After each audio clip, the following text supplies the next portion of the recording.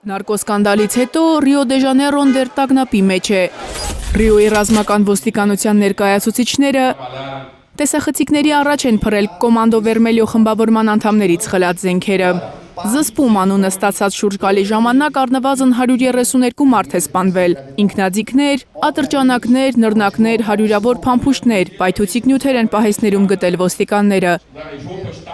Լիքն է եղել բանդայի զինանոցը։ Սպանվածների մարմինները դեռ Ռիո դե Ժանեյրոյի հրապարակում են, կիսածածկ։ Այս տեսարանը շատերին է ստիպում մտածել, որ կառավարությունը պետք է կրակելուց բացի թմրադեղերի վաճառքը կանխելու այլ ճանապարհներ էլ փնտրի։ Շատ բրազիլացիներ վստահ են,